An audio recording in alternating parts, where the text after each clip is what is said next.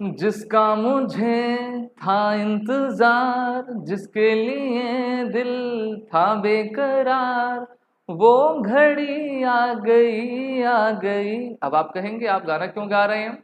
क्योंकि ये गाना काफी दिल के नजदीक है अमेरिका के प्रेसिडेंट डोनाल्ड जी ट्रंप का। और डोनाल्ड ट्रंप जो है लगातार इस गाने को अपने मन ही मन गा रहे हैं, क्योंकि उनकी जो दिली तमन्ना थी अब उसको हमारे प्यारे पड़ोसी पाकिस्तान ने पूरा कर दिया है। अब आप कहोगे ऐसा मैं क्यों कह रहा हूं? क्योंकि व्हाइट हाउस वॉशिंगटन ने अभी पाकिस्तान के फील्ड मार्शल और करंट के आर्मी चीफ जिनका नाम जनरल असीम मुनीर है उनको अमेरिका इनवाइट किया था। और उन्होंने अमेरिका के प्रेसिडेंट डोनाल्ड ट्रंप से काफी लंबी वार्ता की, बहुत सारी खिचड़ियां पकी हुई हैं जिसको अभी हम डिकोड जरूर करेंगे। लेकिन सबसे पहले आप देखिए अमेरिका के प्रेसिडेंट को खुशी किस ट्वीट से हो रही है। यहाँ पर गवर्नमेंट ऑफ पाकिस्तान का ऑफिशियल ट्विटर हैंडल से ये पोस्ट किया गया है कि government of Pakistan recommends president Donald J Trump for 2026 Nobel peace prize. जी हाँ, विश्व के सबसे बड़े सम्मान जिसको नोबल प्राइज कहा जाता है, ये टोटल 6 कैटेगरीज में दिया जाता है। तो 6 में से एक कैटेगरी शांति वाली है, यानी कि नोबल पीस प्राइज है। तो नोबल पीस प्राइज अगले साल का डोनाल्ड ट्रंप को जाना चाहिए।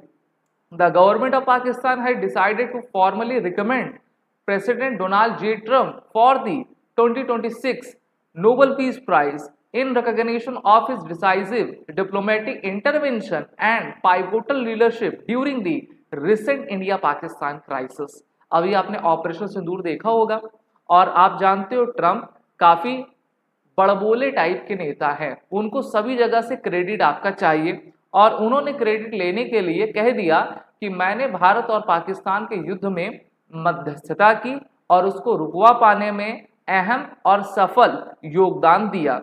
और अब जब आसिम मुनीर उन्होंने उनसे मिले तो ट्रंप ने कहा होगा कि देखो यार, तुम्हारी और मेरी बात जो है जाया ना जाए, तुम्हारी भी इज्जत बनी रहे और तुम जो है थोड़ा मुझे भी क्रेडिट दे दो।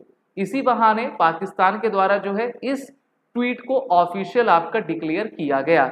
लेकिन अभी आपको याद होगा G7 की मीटिंग हुई थी, मैंने भी उस पर वीडियो बनाया, आप देख सकते हो। और उसमें भारत के फॉरेन सेक्रेटरी विक्रम मिस्री ने यह साफ साफ कह दिया था कि भारत किसी भी तीसरे देश की मध्यस्थता मीडिएशन इंटरवेंशन को बर्दाश्त नहीं करता है। अगर भारत का किसी भी देश से विवाद है तो दोनों देश बायलैटरली बैठकर उसको सुलझाएंगे और हम अमेरिका या फिर किसी अन्य देश की बात बिल्कुल भी नहीं करते हैं। तो भारत ने तो साफ साफ इनकार कर दिया।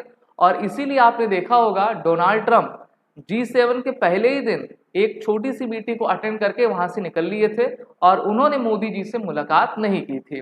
पाकिस्तान जब भी पिटता है तो इस प्रकार के फेक नैरेटिव को प्रोलिफरेट करता है, यानी कि जिससे कि पाकिस्तान की जो जनता है वो हमेशा अफीम खाकर सोई रहे और पाकिस्तानी सेना के विरुद्ध अपने आंदोलन को ना कर पाए। पाकिस्तान में भी काफी बवाल मचा हुआ है, काफी इंटरनल प्रॉब्लम्स वहां पर हो रही हैं और भारत ने उनको ऐसा करारा जवाब दिया है कि वो काफी लंबे समय तक इसको याद रखेंगे।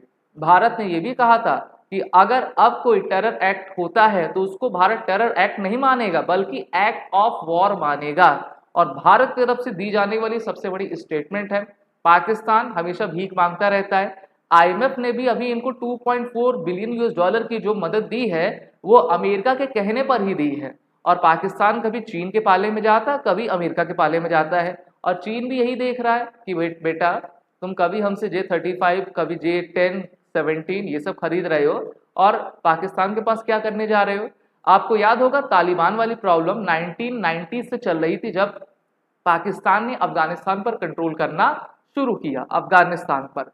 और पाकिस्तान अब अमेरिका को एक एसेट चाहिए था, तो एसेट के रूप में इन्होंने पाकिस्तान का काफी यूज किया। और इसके बाद आप देखो कि भविष्य में आने वाले 15-20 साल में जब भारत चीन को छोड़कर सबसे तेज अर्थव्यवस्था वाली देश बनेगा तो इससे सबसे ज्यादा खलबली किसके मन में होगी? अमेरिका के। अमेरिका जो अभी चीन को पीछे करना चाहता है भारत की मदद के साथ, तो अमेरिका भी ये चाहेगा कि पाकिस्तान के द्वारा भारत को डीस्टेबलाइज किया जाए। और इसी कारण से अमेरिका पाकिस्तान को मरने नहीं देना चाहता, यानी कि उसका खंडन नहीं होने देना चाहता। और भारत के लिए पाकिस्तान का खंडन जब तक नहीं होगा तब तक हमारे यहाँ शांति नहीं हो पाएगी। भारत की जो मिनिस्ट्री ऑफ एक्सटर्नल अफेयर्स है काफी फूट फूट कर कदम रख रही है और वो जानती हैं कि अमेरिका की दुश्मनी और अमेरिका की दोस्ती और भी खतरनाक रहा करती है। अमेरिका से अगर आप दुश्मनी करोगे तो चलो ठीक है, लेकिन अगर आप इनसे दोस्ती कर लिए तो they are like a sweet poison for any other country. अभी डोनाल्ड ट्रंप ने कहा था कि जैसे ही मैं सत्ता में आऊंगा रशिया यूक्रेन के वॉर को रुकवा दूंगा। क्या हुआ? वॉर रुक ही नहीं रहा। दूसरा वॉर जो है आपका इजराइल और ईरान में शुरू हो चुका है और मिडिल ईस्ट के कॉन्फ्लिक्ट को ये रोक नहीं पा रहे हैं। ईरान लगातार बैलिस्टिक मिसाइल से हमला कर रहा है। इजराइल के जो आयरन डोम है वो इनसफिशिएंट हो रहे हैं, यानी कि उतने बेहतरीन रेट के साथ वो उसको रोक नहीं पा रहे हैं क्योंकि बैलिस्टिक मिसाइल काफी तेज से आपकी फायर किया करती है। और डोनाल्ड ट्रंप ने आज ही ये कबूल लिया है कि मेरे कहने पर, अमेरिका के कहने पर इजराइल अपने वॉर ऑपरेशन को रोकने नहीं वाला है, यानी कि इनकी कहीं चली नहीं रही है। ना ये यूक्रेन को रोक पा रहे हैं, ना रशिया को रोक पा रहे हैं, ना ईरान इजराइल को रोक पा रहे हैं। और यहाँ तक कि अफ्रीका में जो सिचुएशन, चाहे आपका कॉन्गो में हो या फिर सूडान में हो, उसको भी रोक पाने में असक्षम है। ऐसा किस लिए? क्योंकि अमेरिका चाहता है कि विश्व में युद्ध होता रहे। युद्ध होगा तो ये सभी देश हमारे इंटरवेंशन चाहेंगे, ये सभी देश हमारा सपोर्ट चाहेंगे और इनके द्वारा अमेरिका के हथियार को खरीदा जाएगा, जिससे कि अमेरिका की डिफेंस मार्केट हमेशा बूम करती रहे।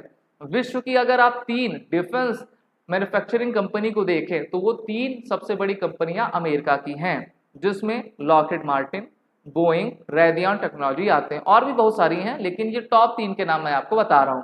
अगर आप नोबेल प्राइज को देखोगे तो ट्रंप का कहना है कि देखिए मैंने तो बहुत अच्छे काम किए हैं, मैंने अब्राहम अकॉर्ड किया था, ये किया था, वो किया था ना, लेकिन मुझे नोबेल प्राइज नहीं मिलने वाला क्योंकि नोबेल प्राइज जो है सिर्फ और सिर्फ लिबरल्स को दिया जाता है and I am a right wing leader, therefore I will not receive the Nobel peace prize ना।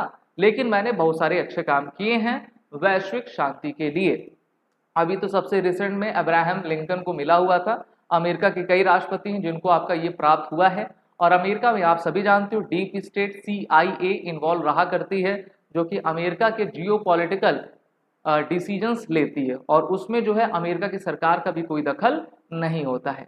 तो ट्रंप सिर्फ और सिर्फ एक बड़बोले नेता हैं, इनको किसी तरीके से सत्ता चाहिए थी, सत्ता में ये आ गए हैं और ये किसी प्रकार से भी वैश्विक शांति नहीं ले आ पाएंगे क्योंकि अमेरिका के रग रग DNA में है, उनकी पॉलिसी है शांति स्थापित होने ही नहीं देना है, बस युद्ध आपका होता रहे।